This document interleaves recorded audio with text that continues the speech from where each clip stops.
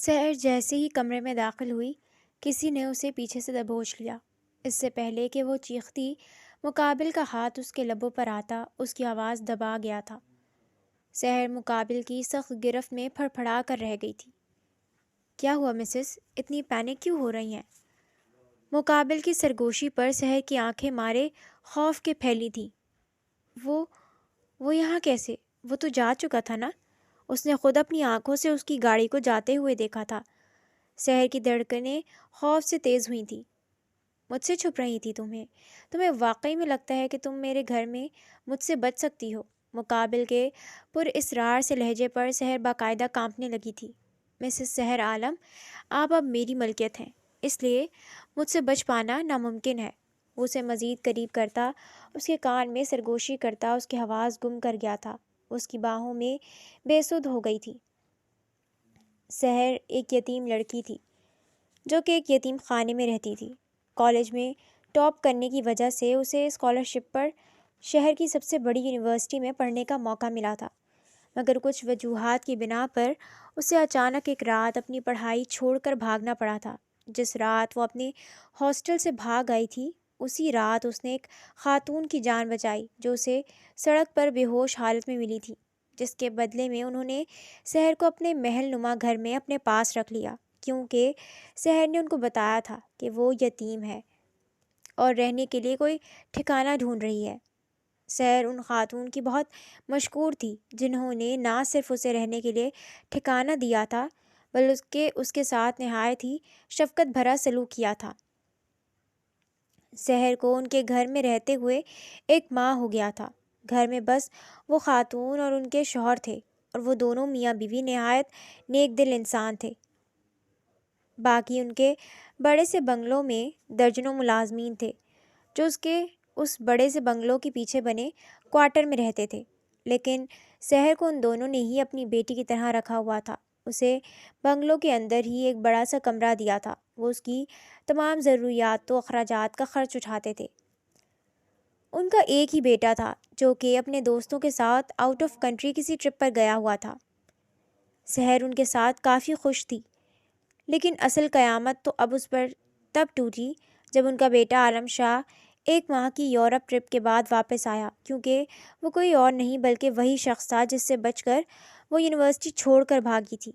دوسری جانب عالم شاہ بھی اس لڑکی کو اپنے سامنے کھڑا دیکھ کر حیران رہ جاتا ہے، جو کہ ایک ماہ پہلے ہی پوری یونیورسٹی کے سامنے اسے تھپڑ مار کر فرار ہو گئی تھی۔ عالم شاہ کے آنے کے بعد سحر ہر وقت ہی خوفزدہ سی رہتی تھی۔ اسی شخص کے خوف سے تو اس نے اپنی تعلیم چھوڑ دی تھی، اور قسمت اسے پھر سے اسی شخص کے در پر لے آئی تھی۔ اس ایک ماہ میں سحر کو ان کے ساتھ رہتے ہوئے دلی انسیت ہو گئی تھی۔ یہ بڑا سا بنگلہ اسے اپنا گھر لگنے لگا تھا۔ اب اچانک یہ سب چھوڑ کر بھاگنا بھی آسان نہیں تھا۔ پھر وہ کہاں جاتی؟ اس کے پاس تو رہنے کو کوئی ٹھکانہ ہی نہ تھا۔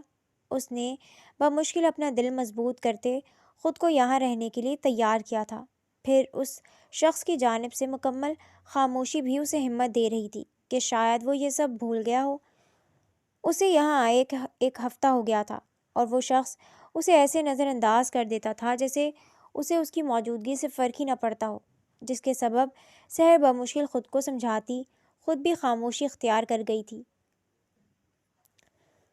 وہ اس گھر کو نہیں چھوڑ سکتی تھی، لیکن مقابل کی خاموشی کے باوجود بھی وہ پرسکون نہیں تھی۔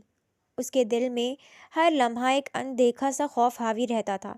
پتہ نہیں مقابل کو اس کا تھپڑ مارنا یاد تھا یا نہیں، لیکن وہ چاہ کر بھی کچھ بھول نہیں پا رہی تھی۔ اور پھر جب اچانک اس دن عشرت بیگم نے اس سے کہا کہ وہ اسے اپنی بہو بنانا چاہتی ہیں، وہ ان کے بیٹے سے نکاح کر لے۔ وہ اپنے بیٹے کے لیے اس کے جیسے ہی لڑکی چاہتی تھیں۔ تب تو سحر کا مارے خوف کے بہت ہی برا حال ہوا تھا، مگر یہ سوچ کر کہ وہ شخص بھلا کیسے اس جیسی عام اور معمولی سی لڑکی کو قبول کرے گا، اس نے اپنا بھرم رکھنے کو ہاں کر دیا، کیونکہ اسے یقین تھا کہ وہ شخص کسی صورت اس سے شادی کے لیے راضی نہیں ہوگا۔ مگر اصل دھچکا تو اسے تب لگا جب عشرت بیگم نے اس کے ہاں کرنے کے اگلے ہی ہفتے نکاح کی رسم رکھ لی۔ سحر بیچاری اپنی غلط فہمی میں خود ہی پھنس گئی۔ اس کی آنکھوں کے پردوں پر مسلسل ماضی کے جھروکے واضح ہونے لگے تھے۔ جب اس کو یونیورسٹی میں آئے ہوئے ایک ہی ہفتہ ہوا تھا، اس نے پوری یونیورسٹی میں عالم شاہ کے نام کی دہشت سنی تھی۔ اسے ایک ہی ہفتے میں اندازہ ہو گیا تھا کہ وہ ایک نہایت ہی بگڑل اور انا پرست امیر زادہ ہے۔ اس سے الجھنے کا وہاں پوری یونیورسٹی میں کوئی سوچ بھی نہیں سکتا تھا۔ وہاں سبھی اس سے ڈرتے تھے۔ وہاں کے اسٹوڈنٹس کا کہنا تھا کہ وہ بڑا ہی خطرناک انسان ہے، اس سے جتنا دور رہا جائے اتنا ہی بہتر ہے۔ اکثر لوگ تو اسے دیکھ کر ہی راہ بدل لیتے تھے۔ سحر کے دل میں بھی چند ہی دنوں میں بری طرح اس کا خوف بیٹھ گیا تھا۔ لیکن اچھی بات یہ تھی کہ سحر کا اور اس کا ڈپارٹمنٹ بالکل الگ الگ تھا، جس کی وجہ سے سحر کا آج تک اس سے سامنا نہیں ہوا تھا۔ نہ ہی سحر نے کبھی اسے دیکھا تھا اور نہ ہی اسے دیکھنے کا شوق تھا، اور سحر اسی میں خوش تھی۔ مگر اس دن اچانک جب یونیورسٹی کے گراؤنڈ سے تیزی سے گزرتے ہوئے وہ کسی سے ٹکرا گئی، مگر جلدی کے چکر میں معذرت کرتی تیزی سے وہاں سے جانے لگی تھی، مگر اس کا اسکارف اچانک پیچھے سے کھینچے جانے کی وجہ سے بے اختیار اس کے سر سے پھسلا تھا، جسے اس نے بروقت سنبھال کر سر سے اترنے سے روک لیا تھا، مگر پیچھے کھڑے شخص کی اس گھٹیا حرکت پر اس کا خون کھولا تھا۔ اس نے بنا سوچے سمجھے پیچھے مڑ کر اپنے پیچھے کھڑے اس خوبرو نوجوان کو نہایت ہی زور سے تھپڑ مارا تھا۔ تھپڑ کی گونج دور تک گونجی تھی۔ اس لڑکے کا چہرہ لال ہو گیا تھا، نہ جانے تھپڑ کے سبب یا غصے کے سبب۔ سحر ابھی اسے تھپڑ مار کر مزید سنانے ہی والی تھی جب نظر اس کی گھڑی پر پڑی، جس میں اس کے اسکارف کا ایک کنارہ پھنسا ہوا تھا، جو شاید ان کے ٹکراؤ کے دوران پھنسا تھا۔ اس کا مطلب یہ تھا کہ اس کا اسکارف اس وجہ سے پھسلا تھا اور اسے لگا اس شخص نے شرارت کی ہے۔ وہ اب شرمندہ سی کھسیانی انداز میں کبھی ارد گرد ساکت و جامد کھڑے طلباء کو دیکھتی تو کبھی سامنے کھڑے نوجوان کو دیکھتی جسے بلا وجہ ہی تھپڑ جڑ دیا تھا، وہ بھی پوری یونی کے سامنے۔ اس نے انگلیاں مروڑتے ہوئے معذرت کرنے کے لیے لب کھولے ہی تھے کہ وہ شخص ایک خونخوار نظر اس پر ڈال کر اس کا اسکارف نکالتا وہاں سے نکل گیا تھا۔ سحر نے سوچا تھا کہ وہ بعد میں معذرت کر لے گی، لیکن اصل ہوش تو اس کے تب اڑے جب اسے ہاسٹل کی لڑکیوں سے معلوم ہوا کہ جسے اس نے تھپڑ مارا وہ کوئی اور نہیں بلکہ عالم شاہ تھا۔ ان لڑکیوں نے اسے عالم شاہ کی قہر و غضب ایسے خوفناک قصے سنا کر اسے اتنا ڈرایا کہ سحر اس شخص کے خوف سے راتوں رات اپنا ہاسٹل اور یونی چھوڑ کر نکل آئی۔ اس سے پہلے وہ شخص اس سے بدلہ لینے کے لیے اسے نقصان پہنچاتا، اسے یہاں سے کہیں دور جانا تھا۔ اسی رات سڑک پر بے یار و مددگار بھٹکتے ہوئے اس کی نظر ایک خاتون پر پڑی جو سڑک کنارے بے ہوش پڑی تھی، مگر وہاں پر کوئی بھی ان کے نزدیک نہیں آ رہا تھا۔ یہ ایک کمرشل ایریا تھا، ارد گرد برانڈڈ دکانیں تھیں۔ یہاں آنے والے لوگ ہائی کلاس سے تعلق رکھتے تھے، جنہیں کسی کے جینے یا مرنے سے کوئی فرق نہیں پڑتا تھا۔ وہ خاتون بھی شاید یہاں شاپنگ کے لیے آئی تھیں، مگر نہ جانے کیسے اور کیوں بے ہوش ہو گئیں۔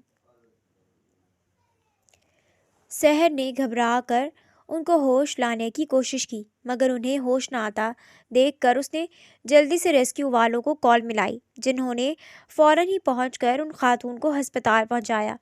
کیونکہ وہ اکیلی تھی اس لیے سحر بھی ان کے ساتھ ہی ہسپتال پہنچ گئی۔ ڈاکٹرز نے فوراً ان کا ٹریٹمنٹ شروع کیا۔ ان کے مطابق ان خاتون کو پینک اٹیک آیا تھا۔ سحر ان کے ٹھیک ہونے تک وہی رہی تاکہ ان کے گھر والوں کو اطلاع دے سکے۔ پھر ویسے بھی اس کا کون سا گھر تھا جو اسے جلدی ہوتی۔ وہ ہوش میں آئی تو سحر نے ان کے گھر میں انفارم کرتے وہاں سے جانا چاہا تھا، مگر وہ خاتون بضد ہو گئیں کہ اسے اپنے گھر وہ خود چھوڑیں گی اور اس کی ماں سے بھی مل کر ان کا شکریہ ادا کریں گی، جس پر سحر کو انہیں بتانا پڑا کہ اس کا کوئی گھر کوئی اپنا نہیں ہے۔ یہ بتاتے ہوئے سحر کے وہم و گمان میں بھی نہیں تھا کہ وہ اسے اپنے ساتھ اپنے گھر لے جائیں گی۔ پہل تو سحر نے تھوڑی پس و پیش کی کہ آخر وہ کیسے ایک اجنبی پر یقین کیسے کرے، مگر پھر ان کے خلوص اور مسلسل اصرار پر وہ ان کے ساتھ چل دی۔ پہلے ایک ماہ تو سب ٹھیک رہا، مگر پھر جب اسے معلوم ہوا کہ ان کا بیٹا کوئی اور نہیں بلکہ عالم شاہ ہے، تب سے اس کا چین و سکون سب رخصت ہو گیا تھا۔ وہ اب اس گھر میں بھی ڈرنے لگی تھی جو اسے کبھی اپنے لیے محفوظ پناہ گاہ لگتی تھی۔ اس شخص کا خوف اس قدر حاوی تھا اس لڑکی پر کہ وہ اس پر نظر پڑتے ہی ڈر کر کہیں چھپ جاتی تھی، جبکہ وہ شخص تو ایسے بہیو کرتا تھا جیسے جانتا ہی نہ ہو اسے۔ وہ یوں ہی ڈری سہمی ہوئی اس گھر میں رہ لیتی، مگر اس شخص سے شادی جسے دیکھ کر ہی اسے خوف آتا تھا، یہ اس کے لیے کسی قیامت سے کم نہیں تھا۔ پھر اپنی بے وقوفی میں وہ اچھا بننے کے چکر میں خود ہی پھنس گئی تھی۔ اس شخص کی ضد اور انا پرستی کا اس نے یونی میں ہی بہت چرچا سن رکھا تھا۔ اسے جیسے یقین تھا کہ وہ نوجوان اسے کسی صورت قبول نہیں کرے گا۔ یہ تو اس کی سادہ لوح سی ماں کی خواہش تھی، مگر وہ تو یقیناً یہ سب سن کر ہی انکار کر دے گا۔ پھر اس نے پوری یونی کے سامنے اس پر ہاتھ اٹھایا تھا۔ وہ یقیناً اس سے شدید نفرت کرتا ہوگا، اور جتنا وہ خوبصورت اور مغرور تھا، یقیناً اپنے لیے حسین بیوی کی خواہش رکھتا ہوگا۔ سحر نے اسی لیے تو اتنے آرام سے اپنے خوف کے باوجود بھی ہاں کر دی تھی۔ کہیں نہ کہیں اسے یقین تھا کہ وہ شخص اس سے نکاح کر ہی نہیں سکتا، یہ ممکن ہی نہیں ہے، اور وہ اپنے اسی یقین میں ماری گئی تھی۔ لیکن جو بھی تھا، اس شخص سے شادی کا مطلب تھا بے موت مارا جانا۔ اس لیے اس نے ہمت کرتے ہوئے آخر عشرت بیگم کو انکار کر دیا کہ اس نے صرف ان کی خوشی کے لیے ہاں کی ہے، ورنہ اس کا دل مطمئن نہیں ہے اور اسے ان کے بیٹے سے خوف آتا ہے۔ یہ عشرت بیگم کا شفقت بھرا انداز ہی تھا جس نے اسے ہمت دی تھی انہیں اپنے دل کی بات بتانے کی، لیکن اپنے ڈر کی وجہ نہیں بتائی تھی۔ عشرت بیگم اس کی بات پر خاموش ہو گئی تھیں۔ سحر کو خوف تھا کہ وہ اس بات پر برہم ہوں گی اور شاید اسے زبردستی اس رشتے کے لیے منائیں، یا پھر غصے میں اسے اپنے گھر سے ہی نکال دیں۔ آخر کو اس نے ہاں کرنے کے بعد نکاح سے ایک دن پہلے انکار کر دیا تھا، مگر اس کی توقع کے برعکس ایسا کچھ نہیں ہوا تھا۔ وہ ایک دو دن کچھ خاموش رہیں، جیسے انہیں دکھ ہوا ہو، اور پھر پہلے جیسے ہی اس کے ساتھ پیش آنے لگی، جیسے کچھ ہوا ہی نہ ہو۔ سحر اپنے انکار پر ان کے سامنے بری طرح شرمندہ تھی، مگر انہوں نے اپنے نارمل رویے سے اس کا گلٹ اور شرمندگی دور کر دیا۔ سحر ان کے ظرف پر حیران رہ گئی تھی۔ یقین کرنا مشکل تھا کہ اتنے نیک دل خاتون کا بیٹا اس قدر انا پرست کیسے ہو سکتا تھا، لیکن جو بھی تھا وہ خوش تھی، کیونکہ وہ اس شخص سے بچ گئی تھی۔ ہاں، اس کا خوف اب بھی اس پر حاوی تھا، جس کی وجہ سے وہ اس کے سامنے آنے سے گریز کرتی تھی۔ اس کی پرسنالٹی بڑی ہی رعبدار سی تھی۔ وہ زیادہ تر خاموش اور سنجیدہ ہی رہتا تھا، لیکن اس کی سنجیدگی بھی اس قدر پاورفل تھی کہ سامنے والے کو مرعوب کر دینے کے لیے اس کی موجودگی ہی کافی تھی۔ سحر کو بھی اس کی موجودگی خوف میں مبتلا کر دیتی تھی، اس لیے وہ کوشش کرتی تھی کہ اسے دیکھ کر ہی کہیں چھپ جائے۔ دیکھتے ہی دیکھتے ایک ماہ مزید گزر گیا تھا جب عشرت بیگم کا بھانجا ان سے ملنے آیا تھا۔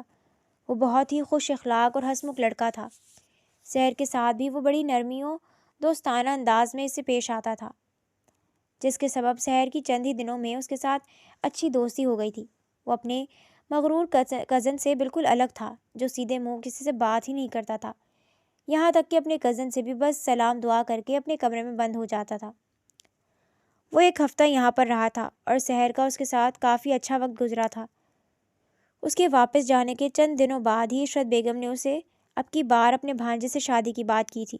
ان کی بہن نے سحر کے لیے اپنے بیٹے کا رشتہ مانگا تھا، جس پر سحر نے یہ کہہ کر سر جھکا دیا کہ وہ پہلے ہی ان کو ایک بار انکار کر کے شرمندہ ہے، اب وہ جو اس کے لیے فیصلہ کرے گی اس کو منظور ہوگا۔ سحر کے جواب پر عشرت بیگم اس سے اچھی طرح تسلی کرتی اپنی بہن کو ہاں کر گئی تھی۔ سحر کی شادی ایک ہفتے بعد عشرت بیگم کے بھانجے سے طے ہو گئی تھی، جس پر سحر کافی مطمئن تھی۔ آخر کار اب وہ ہمیشہ کے لیے اس شخص کی پہنچ سے دور ہو جائے گی۔ دیکھتے ہی دیکھتے سحر کی شادی کا دن آ گیا تھا۔ وہ دلہن بنی بیٹھی تھی، مگر اس کا دولہا ابھی تک نہیں آیا تھا۔ وقت آہستہ آہستہ گزرنے لگا، یہاں تک کہ شام ہو گئی۔ عشرت بیگم بار بار اپنی بہن کو کال ملاتی، جو کہ خود پریشان تھی۔ ان کا کہنا تھا کہ ان کا بیٹا پارلر گیا تھا لیکن واپس نہیں آیا۔ آخر کار جب لوگ طرح طرح کی باتیں بنانے لگے تو عشرت بیگم اور ان کے شوہر نے اس یتیم بچی کی عزت کے خوف سے اس کا نکاح اپنے بیٹے عالم شاہ سے کرنے کا فیصلہ کیا، جس پر سحر ساکت رہ گئی، مگر وہ ابھی اس کنڈیشن میں نہیں تھی کہ اس سے انکار کرتی۔ چند ہی لمحوں کا کھیل تھا اور وہ ہمیشہ کے لیے عالم شاہ کے نام کر دی گئی تھی۔ بے بسی کا عالم تو یہ تھا کہ وہ اس پر کوئی احتجاج و انکار بھی نہیں کر پائی تھی۔ دلہن بنی سحر کو عالم شاہ کے کمرے میں پہنچا دیا تھا۔ اسے اس وقت ایسا لگ رہا تھا کہ اس کی زندگی کا سب سے بڑا نائٹ میئر حقیقت بن گیا ہو۔ وہ بری طرح सहमी हुई सी उस शख्स का इंतज़ार कर रही थी जिससे वो इस दुनिया में सबसे ज़्यादा खौफ खाती थी। उसे लग रहा था कि वो यहाँ बैठी अपनी मौत का इंतज़ार कर रही थी। उसने हिम्मत करते बिस्तर से उठकर यहाँ वहाँ देखते फरार का कोई रास्ता ढूंढना चाहा था, मगर इससे पहले ही कमरे का दरवाज़ा खुला था और वो हसीन नौजवान अपने पूरे जाहो जलाल के साथ अंदर दाखिल हुआ था। शहर अपनी जगह पर पत्थर बन गई थी। आलम शाह उसे कमरे के वस्त में जमे देखकर पल में मामला समझ गया था। वो हस्मे मामूल उसके आने से पहले ही कहीं भागने के चक्करों में थी। वो बेख्तियार उसकी जानिब बढ़ा तो शहर डर कर पीछे होती कबर्ड से टकराई थी। आलम शाह ने रुक कर एक तासुफ भरी निगाह उस लड़की पर डाली और फिर उसके पास जाने के बजाय ड्रेसिंग टेबल की जानिब आ गया। वो कुछ भी कहे बगैर अपने कफ लिंक्स खोलते अब अपनी घड़ी उतार रहा था। मैं चेंज करने जा रहा हूँ, तुम भी ये लिबास तब्दील कर लो, और हाँ, यहाँ से भागने और कहीं छुपने की हरगिज़ कोशिश मत करना, वरना तुम्हें अंदाज़ा भी नहीं है कि मैं अपने दुश्मनों के साथ किस कदर सख्ती से पेश आता हूँ। आलम शाह ने संजीदा अंदाज में उसे कहते हुए वॉशरूम का रुख किया था, जबकि पहले से डरी सहमी हुई सी सहर उसके अंदाज़ व अल्फाज पर मज़ीद डर गई थी। वो उसे अपना दुश्मन समझता था, मतलब साफ था, वो उससे यकीनन उस थप्पड़ का बदला लेना चाहता था। सहर का दिल खौफ से धड़कने लगा था। वो भागकर दरवाजे की जानिब बढ़ी, मगर दरवाज़ा लॉक था। सामने ही बालकनी का दरवाज़ा नजर आया, मगर वो भी लॉक था। उसने बेबसी से एक निगाह उस आलीशान से कमरे में घुमाई थी, जब अपने पीछे उस बड़ी सी दीवार गिर कबर्ड को देखकर उसके जहन में झमाका सा हुआ था। वो कबर्ड का डोर खोलती, कपड़े साइड करती उसके अंदर छुप कर बैठ गई थी। उसके अंदर अच्छी खासी स्पेस थी, जिसकी वजह से वो नहायत आराम से उसमें समा गई थी। स्लाइडिंग डोर बंद करते वो नम आंखों से सर कबर्ड की वॉल से टिका गई। जब वॉशरूम का दरवाज़ा खुलने की आवाज़ पर वो बुरी तरह कांप कर अपनी सांसें भी रोक गई थी। आलम शाह कमरे में दाखिल हुआ तो खाली कमरा देखकर उसने एक गहरा सांस लेकर नफ़ी में सर हिलाया था। कमरे में दाखिल होते ही वो दरवाज़ा लॉक कर चुका था और उसकी आदत से वाकिफ़ था, इसलिए सामने टेरेस का डोर भी पहले से लॉक कर दिया था। वो इस कमरे से तो बाहर नहीं जा सकती थी, मतलब यहीं कहीं छुपी हुई थी। वो अब पुरसोच अंदाज में इर्द गिर्द नज़रें दौड़ाने लगा था। तभी उसकी नज़र कबर्ड के डोर पर पड़ी, जो कि बिल्कुल हल्का सा खुला हुआ था। अगले ही लम्हे वो मामला समझता खामोशी से कबर्ड की जानिब बढ़ा था। एक झटके से कबर्ड का स्लाइडिंग डोर हटाते वो अब सामने ही छुपकर बैठी अपनी दुल्हन को देखने लगा, जिसका रंग उसे देखकर ही उड़ गया था। छुपन छुपाई का शौक पूरा हो गया है तो बाहर आओ। मुकाबिल की संजीदा आवाज़ पर सहर ने खौफ व खुफत की मिली जुली कैफियत के साथ मुकाबिल को देखा। उसमें इस वक्त इतनी भी सकत न थी कि वो हिल पाती, को जाके उसके हुक्म की तामील में बाहर आती। उसका दिल आने वाले वक्त के खौफ से बुरी तरह कांप रहा था। उसे हिलते ना देखकर आलम शाह ने ज़रा सा झुककर उसे बाजू से अपनी जानिब खींचकर गोद में उठा लिया और उसे लिए ड्रेसिंग टेबल के सामने पड़ी कुर्सी पर बिठा दिया। वो अब उसके जेवरात उतार कर ज़मीन पर फेंकता जा रहा था। उसे जेवरात के बोझ से आज़ाद करते अब वो कबर्ड से अपना ही एक सादा सा ट्राउज़र शर्ट निकाल कर उसके पास आया, क्योंकि उसके कपड़े तो नीचे उसके कमरे में थे। जल्दी से जाकर चेंज करो, और ये जो कुछ चेहरे पर थोप रखा है उसे भी साफ़ करो। आलम शाह ने उसे घूरते हुए दो टोक अंदाज में कहते हुए उसके चेहरे पर मौजूद मेकअप की जानिब इशारा किया और फिर बाजू पकड़कर उठाया और वॉशरूम के दरवाजे के पास आते उसे अंदर की जानिब छोड़कर खुद दरवाज़ा बंद कर दिया। सहर इस तमाम अरसे में किसी मूरत की मानंद गुमसुम सी ये सब समझने की कोशिश कर रही थी। 5 मिनट में खुद बाहर आ जाओ, वरना छठे मिनट में अंदर आ जाऊंगा। आलम शाह की धमकी पर उसके वजूद में हरकत आई थी। वो जल्दी जल्दी चेंज तो कर चुकी थी, मगर बहुत रगड़ने के बावजूद भी मेकअप नहीं उतर रहा था। जब अचानक दरवाज़ा नॉक होने पर वो उछलकर खौफ से दरवाजे को देखने लगी। बमुश्किल कुछ हद मेकअप साफ करते वो जल्दी से सर झुकाए कमरे से बाहर आ गई, जबकि आगे क्या होगा ये सोच सोच कर उसका दिल बैठता जा रहा था। उस शख्स से किसी अच्छे की उम्मीद नहीं थी। आलम शाह वही वॉशरूम के दरवाजे से ही कुछ फासले पर उसका इंतज़ार कर रहा था। उसके बाहर आते ही वो उसकी जानिब आता उसे एक बार फिर गोद में उठा चुका था। उसे बेड पर बैठाते वो अब नीचे पड़े उसके जेवरात उठाकर सामने ही कमरे में बने आतिशदान की जल्दी आग की नज़र कर गया था। سحر نے سہمی ہوئی آنکھوں سے مقابل کا یہ عمل دیکھا تھا۔ یہ زیورات اور اس کا دلہن کا لباس اس کی ہونے والی سسرال اس شخص کا خوف مزید بڑھا تھا۔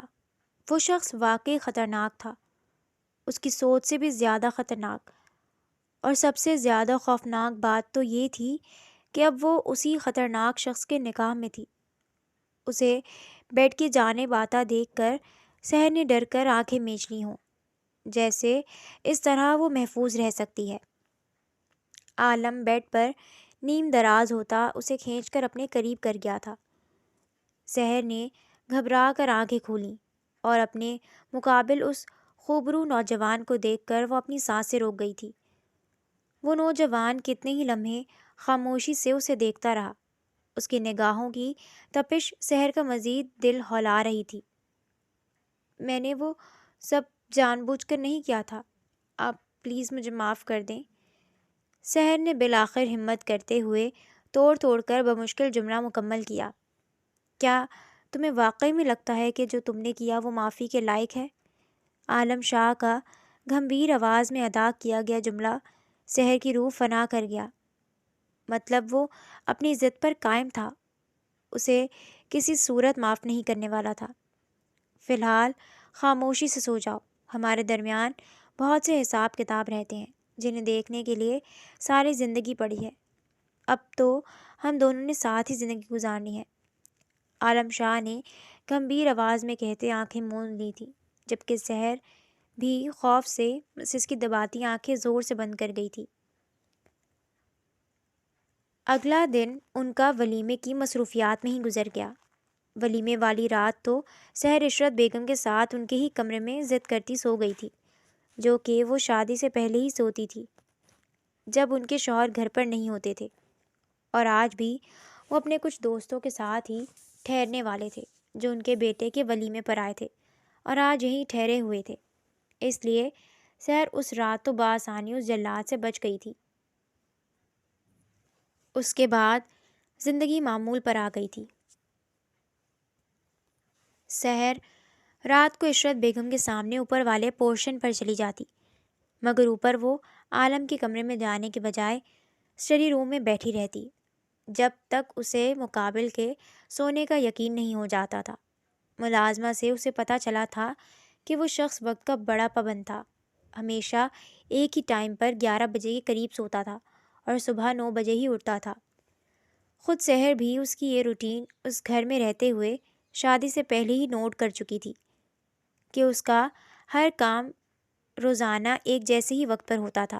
اسی وجہ سے تو وہ بآسانی ایک گھر میں رہتے ہوئے بھی اس سے چھپ کر رہتی تھی۔ وہ عالم کے سونے کے بعد کمرے میں جاتی تھی اور صبح اس کے اٹھنے سے پہلے ہی باہر آ جاتی۔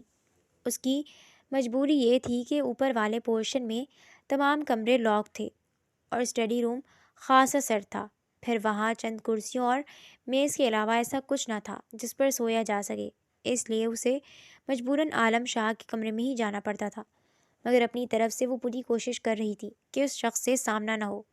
اسی طرح دیکھتے ہی دیکھتے ان کی شادی کو ایک ہفتہ گزر گیا تھا اور سحر ابھی تک اسے چھپنے میں کامیاب ٹھہری تھی۔ اس شخص کی اس رات کی باتوں کا خوف اس پر اس قدر حاوی ہوا تھا کہ وہ ہر وقت اس شخص سے بچنے کی کوشش کرتی رہتی تھی جو کہ اب اس کا شوہر تھا۔ اس دن وہ عشرت بیگم کے بلاوے پر ان کے پاس جا رہی تھی جب لاؤنج کے پاس آتے اس کے کانوں میں عالم شاہ کی آواز پڑی تھی، جو کہ اپنی ماں کو دوستوں کے پاس جانے اور آج رات وہیں رکنے کا بتا رہا تھا۔ وہ ان کو بتاتا باہر کی جانب بڑھا تو سحر بھی بے اختیار دبے قدموں اس کے پیچھے چل دی۔ اپنی آنکھوں سے اسے گاڑی میں بیٹھ کر گاڑی مین گیٹ سے باہر نکالتے دیکھ کر اسے سکون آیا تھا۔ کم از کم آج تو وہ سکون سے بیڈ پر سو سکتی تھی، وہ بھی بنا ڈرے، ورنہ شادی کے بعد سے تو وہ صوفے پر ہی سو رہی تھی۔ وہ اب عشرت بیگم کے پاس آ گئی تھی۔ کچھ دیر ان کے پاس بیٹھنے کے بعد وہ آرام کا بول کر آج کچھ زیادہ ہی جلدی کمرے میں آ گئی تھی۔ سحر جیسے ہی کمرے میں داخل ہوئی کسی نے اسے پیچھے سے دبوچ لیا۔ اس سے پہلے کہ وہ چیختی، مقابل کا ہاتھ اس کے لبوں پر آتا اس کی آواز دبا گیا تھا۔ سحر مقابل کی سخت گرفت میں پھڑ پڑا کر رہ گئی تھی۔ کیا ہوا مسز؟ اتنی پینک کیوں ہو رہی ہیں؟ مقابل کی سرگوشی پر سحر کی آنکھیں مارے خوف کے پھیلی تھیں۔ وہ یہاں کیسے؟ وہ تو جا چکا تھا نا؟ اس نے خود اپنی آنکھوں سے اس کی گاڑی کو جاتے ہوئے دیکھا تھا۔ سحر کی دھڑکنیں خوف سے تیز ہوئی تھیں۔ مجھ سے چھپ رہی تھی۔ تمہیں واقعی میں لگتا ہے کہ تم میرے گھر میں مجھ سے بچ سکتی ہو؟ مقابل کے پورے اصرار سے لہجے پر سحر باقاعدہ کانپنے لگی تھی۔ مسز سحر عالم، آپ اب میری ملکیت ہیں، اس لیے مجھ سے بچ پانا ناممکن ہے۔ وہ اسے مزید قریب کرتا، اس کے کان میں سرگوشی کرتا، اس کی آواز گم کر گیا تھا۔ وہ اس کی باہوں میں بے سدھ ہو کر جھول گئی تھی۔ عالم شاہ کتنی ہی دیر اس کا بے ہوش سراپا اپنی باہوں میں لیے کھڑا اس کا معصوم چہرہ دیکھتا رہا تھا۔ اس کی مدھم چلتی سانسوں کا رقص بغور سنتے وہ اس کے نازک سراپے کو باہوں میں بھرے اب اپنے بیڈ کی جانب بڑھتا اسے بیڈ پر لٹا گیا تھا۔ اس پر کمفرٹر اڑا کر وہ اب سامنے ہی سنگل صوفے پر بیٹھ کر اس کے بے ہوش وجود کو دیکھنے لگا۔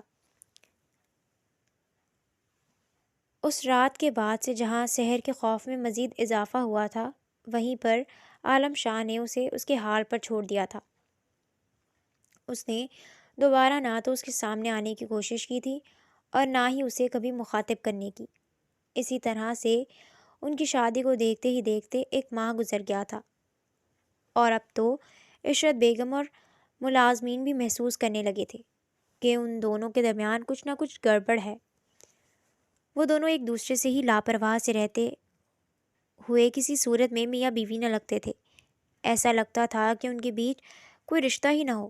وہ دونوں ہی ایک دوسرے کے لیے اجنبی معلوم ہوتے تھے، اور ان دونوں کے بیچ یہ اجنبیت کی دیوار اب سب محسوس کرنے لگے تھے۔ عشرت بیگم نے ان کے رشتے کو بہتر بنانے کے لیے ان دونوں کو شہر سے باہر سوات کے پہاڑوں پر بنے اپنے فارم ہاؤس پر بھیجنے کا فیصلہ کیا، تاکہ وہاں اکیلے وقت گزار کر ان دونوں کے درمیان سب کچھ بہتر ہو سکے۔ عشرت بیگم کے حکم پر وہ دونوں ہی اپنا سامان پیک کر کے سوات کے لیے نکل گئے تھے۔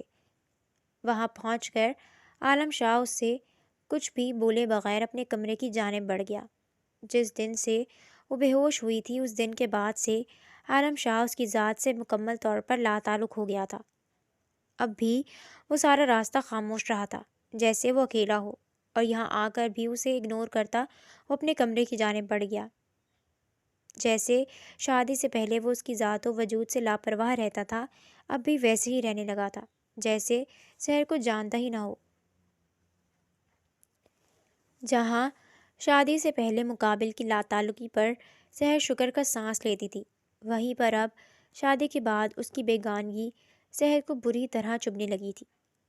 مقابل کا اس سے پوری طرح لاپرواہ ہو جانا اسے کہیں نہ کہیں برا لگتا تھا۔ شاید یہ ان کے درمیان بنے رشتے کا ہی اثر تھا کہ مقابل کا رویہ اس پر بری طرح اثر انداز ہونے لگا تھا۔ وہ شاید خود بھی نہیں جانتی تھی کہ اس شخص سے ڈرتے ڈرتے وہ شادی کے بعد اس شخص کو دل کا مکین بنا بیٹھی تھی، مگر اس کا خوف اس پر اس قدر حاوی تھا کہ وہ اس کے لیے اپنی محبت پہچاننے سے ہی قاصر تھی۔ وہ اپنے خوف میں اپنے ہی جذبات سے نظریں چرا رہی تھی۔ اب بھی مقابل کا یوں اگنور کر دینا سحر کا دل اداس کر گیا تھا۔ اسے مقابل کا رویہ بری طرح اذیت میں مبتلا کر گیا تھا۔ ایسی زندگی اور ایسا ہمسفر تو اس نے کبھی نہیں چاہا تھا۔ وہ تھی تو ایک مشرقی لڑکی جو کہ اپنے شوہر کی توجہ اور محبت چاہتی تھی، مگر اس کے دل میں بیٹھا وہ خوف اسے اس کی جانب بڑھنے کی اجازت نہیں دیتا تھا۔ لیکن یہ بھی سچ تھا، اس شخص کی بیگانگی اب بری طرح دل پر اثر انداز ہوتی تھی۔ سحر نے ایک نگاہ اس بڑے سے فارم ہاؤس کے وسیع لاؤنج میں ڈالی، اور پھر سامنے ہی قطار میں بنے بے شمار کمروں کو دیکھا، جس میں سے ایک کمرے میں وہ ستم گر بند ہو گیا تھا۔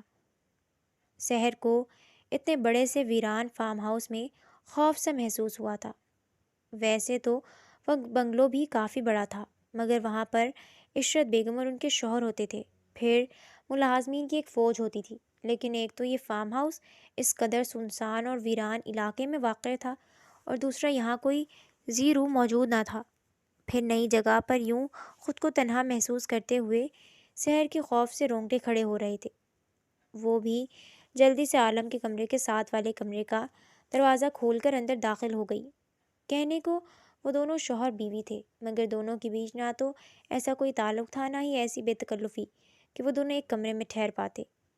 اپنے کمرے میں آ کر سحر کو شدت سے احساس ہوا کہ وہ اپنے شوہر کے ہوتے ہوئے بھی تنہا ہے۔ یہ احساس اس کا دل شدید بھاری کر گیا تھا۔ ان کو یہاں آئے چوتھا دن تھا۔ یہاں پر فارم ہاؤس کی رکھوالی خان بابا کرتے تھے، اور ان کی ادھیڑ عمر بیوی اور ایک 12 سالہ بیٹی فارم ہاؤس کے اندر صفائی وغیرہ کا خیال رکھتی تھی، مگر وہ شام ہوتے ہی اپنی بستی کے لیے نکل جاتے تھے، جو کہ ان کے فارم ہاؤس سے کچھ ہی فاصلے پر تھا۔ انہیں یہاں آئے چوتھی رات تھی۔ سحر کا دن تو ان ماں بیٹی کے ساتھ کافی اچھا گزر جاتا تھا، مگر رات ہوتے ہی اس کا دل نہایت ہی بوجھل تنہا سا محسوس کرنے لگا تھا۔ سحر اداس سی ابھی سونے ہی لگی تھی کہ جب اچانک ہی بادل زور سے گرجے تھے، جس پر سحر سہم گئی تھی۔ موسم شام سے ہی ابر آلودہ تھا اور اب شاید بارش ہونے والی تھی۔ سحر خون جما دینے اس سردی میں کمرے کے بیڈ ہیٹر کی سپیڈ بڑھاتی لحاف میں چھپی ہوئی تھی۔ کمرے کی لائٹ حسب معمول جل رہی تھی، جو کہ اس نے ہی خوف سے جلائی تھی۔ وہ یہاں آ کر رات کو لائٹ آن کر کے ہی سوتی تھی، جب اچانک سے باہر سے آتی خوفناک طوفانی آوازوں کے ساتھ لائٹ ہی چلی گئی، جس پر سحر بری طرح ڈرتی اپنے آپ میں ہی سمٹنے لگی۔ مگر باہر سے آتی خوفناک آوازوں کے سبب وہ زیادہ دیر خود پر قابو نہیں پا سکی تھی۔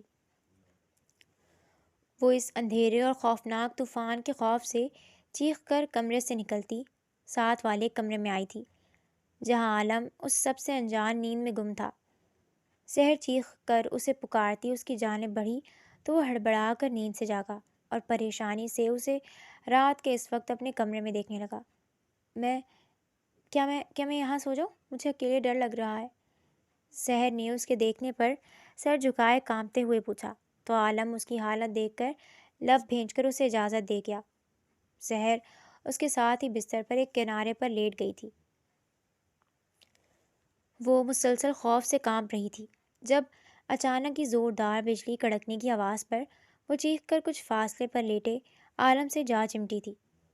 عالم اس کے یوں اچانک قریب ہونے پر ساکت ہوا تھا، مگر اسے خوف سے کانپتے دیکھ کر وہ اس کے گرد اپنا حصار باندھ گیا تھا۔ سحر، ان دونوں کو کتنے ہی لمحے گزر گئے تھے ایک دوسرے کے حصار میں، خاموشی سے لیٹے ہوئے، مگر نیند دونوں کی ہی آنکھوں سے دور تھی، جب اچانک عالم شاہ اسے سرگوشی کی صورت میں پکارتا ہے۔ اس کی پکار میں جیسے صدیوں کی تھکن تھی۔ جی؟ سحر کی حلق سے بس دبی ہوئی سی جی ہی نکلتی ہے۔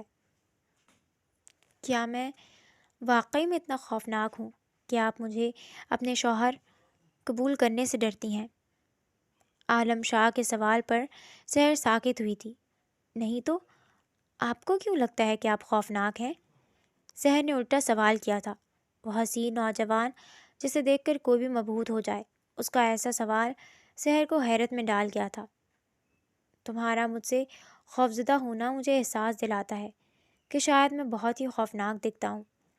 عالم شاہ کے سادگی سے دیے جواب پر سحر کو جھٹکا لگا تھا۔ میں آپ سے اس وجہ سے تھوڑی ڈرتی ہوں، سحر بے اختیار بول اٹھی۔ تو پھر کیوں ڈرتی ہو؟ میں وہ وجہ جاننا چاہتا ہوں۔ عالم شاہ کے سوال پر سحر اندھیرے میں ہی اسے دیکھنے لگی۔ مجھے ڈر لگتا ہے کہ آپ اپنے بدلے میں مجھے نقصان پہنچائیں گے۔ سحر کے جواب پر عالم شاہ الجھا تھا۔ کیسا بدلہ؟ اس نے بے اختیار پوچھا۔ اس تھپڑ کا بدلہ۔ سحر کا جواب سن کر وہ حسین نوجوان حیران رہ گیا۔ تمہیں لگتا ہے میں تم سے اس تھپڑ کا بدلہ لوں گا؟ اتنے عرصے سے تم میرے گھر میں موجود ہو، کیا تمہارے خیال میں میں بدلہ نہیں لے سکتا تھا؟ کب میں نے کچھ ایسا کیا جس سے تمہیں لگا ہو کہ میں نے بدلہ لینا چاہا ہے تم سے؟ عالم شاہ کے سوالات پر سحر الجھ گئی۔ میں نے پوری یونی میں آپ کی ضدی طبیعت اور انا پرستی کے قصے سن رکھے تھے کہ آپ اپنے سے الجھنے والوں کا بہت برا حال کرتے ہیں۔ مجھے یونی کی لڑکیوں نے کہا تھا کہ آپ اب میرا بہت برا حشر کریں گے، اور پھر آپ نے بھی تو شادی کی رات مجھے اپنا دشمن کہا تھا اور حساب کتاب کی بات کی تھی کہ آپ نے یہ شادی بدلے کے لیے نہیں کی ہے۔ سحر نے بے اختیار الجھے ہوئے انداز میں کہتے اس سے آخر میں سوال کیا، میں نہیں جانتا کہ یونی میں لوگ میرے بارے میں کیا باتیں کرتے ہیں اور تم نے ان سے میرے بارے میں کیا سنا ہے۔ ہاں یہ حقیقت ہے، غصے کا تھوڑا تیز ہوں، اس لیے برداشت بہت کم ہے مجھ میں۔ میں جانتا ہوں کہ میرے غصے کے سبب میرا امیج یونی میں کافی خوفناک ہے، لیکن جہاں تک تمہاری ذات کا تعلق ہے تو ہاں، تمہارا وہ تھپڑ مجھے پہلے بہت ہی ناگوار گزرا تھا۔ میری ایگو بری طرح ہرٹ ہوئی تھی، مگر پھر غصہ ٹھنڈا ہونے کے بعد مجھے احساس ہوا کہ تمہارا وہ عمل تمہاری نسوانیت اور حیا کی پاسداری کے سبب تھا۔ میرے ارد گرد موجود لڑکیاں ہمیشہ مجھے متوجہ کرنے کے لیے اپنی نسوانیت اور حیا بھی بلا دیتی تھیں۔ تم وہ پہلی تھیں جس نے اپنی نسوانیت اور حیا کو مقدم رکھتے ہوئے مجھ پر ہاتھ اٹھایا۔ تب تم اور تمہارا یہ عمل میرے دل میں اتر کر مجھے تمہارا گرویدہ کر گئے، مگر جب تک مجھے اس بات کا احساس ہوا تب تک بہت دیر ہو چکی تھی۔ تم کہیں غائب ہو گئی تھی۔ میں نے تمہیں بہت ڈھونڈا، میں پورا 1 ماہ ہر جگہ تمہیں تلاشتا رہا، مگر تم کہیں نہ ملی۔ 1 ماہ بعد جب میں مایوس ہو کر گھر لوٹا تو تمہیں اپنے گھر پا کر میں حیران ہونے کے ساتھ ساتھ خوش بھی ہو گیا، مگر تمہارا مجھ سے خوفزدہ ہونے کی وجہ سے میں نے کبھی تم سے بات نہیں کی۔ موم سے شادی کی بات میں نے خود کی تھی، مگر تمہارا انکار میرا دل بری طرح زخمی کر گیا۔ پھر جب تم کسی اور سے شادی کرنے لگی تب تو میرے دل میں آگ ہی بھڑک اٹھی۔ میں تمہیں اپنی آنکھوں کے سامنے کسی اور کا ہوتے نہیں دیکھ سکتا تھا، اسی لیے میں نے بارات والے دن تمہارے دولہے کو اغوا کر لیا اور تم میری ہو گئی۔ میں جس حساب کتاب کی بات کر رہا تھا وہ مجھے ریجیکٹ کر کے کسی اور کو قبول کرنے کے متعلق تھا، اور دشمن تو تم واقعی تھی، میرے دل میری روح کی دشمن۔ شادی کے بعد تمہاری خود سے دوری دیکھ کر میں نے تمہیں قریب کرنا چاہا، مگر تمہارا بے ہوش ہونا مجھے ڈرا گیا۔ اس کے بعد میں نے تمہیں تمہارے حال پر چھوڑ دیا، کیونکہ تمہیں تکلیف میں نہیں دیکھ سکتا تھا، مگر اس سب میں ہر دن ایک نئی اذیت سے گزرتا ہوں۔ وہ خاموش مزاج شخص بولنا شروع ہوا تو پھر بولتا ہی چلا گیا۔ سحر اس کی باتوں پر بے یقینی سے اسے دیکھنے لگی۔ مقابل کی اذیت اسے اپنے دل میں اترتی معلوم ہو رہی تھی۔ یہ اس نے کیا کر دیا تھا؟ اپنی بے وقوفی اور خوف میں اس نے اپنے بلا وجہ کے خوف میں دونوں کو ہی سزا اور اذیت دی تھی، خود کو بھی اور اسے بھی۔ سحر کی آنکھوں سے آنسو موتیوں کی صورت میں بہنے لگے تھے۔ آئی ایم سوری، میں نے اپنے ڈر اور اپنی بے وقوفی میں آپ کو تکلیف پہنچائی، مجھے معاف کر دیں پلیز۔ سحر کے روتے ہوئے کہتے ہی عالم شاہ نے اس کے گرد حصار مزید مضبوط کر لیا تھا۔ اگر معاف کر دوں تو کیا مجھ سے دور رہنا اور ڈرنا چھوڑ دو گی؟ کیا پھر میری محبت قبول کر لو گی؟ عالم شاہ کے سوال پر سحر مزید شدت سے روتے ہوئے اس بات میں سر ہلا گئی تھی۔ آپ کے خوف کے سبب میں صرف آپ کو ہی نہیں بلکہ خود کو بھی اذیت پہنچا رہی تھی، اپنی محبت کو خود سے دور کر کے۔ سحر کے اظہار نے جیسے عالم شاہ کے زخمی دل پر مرہم سے رکھا۔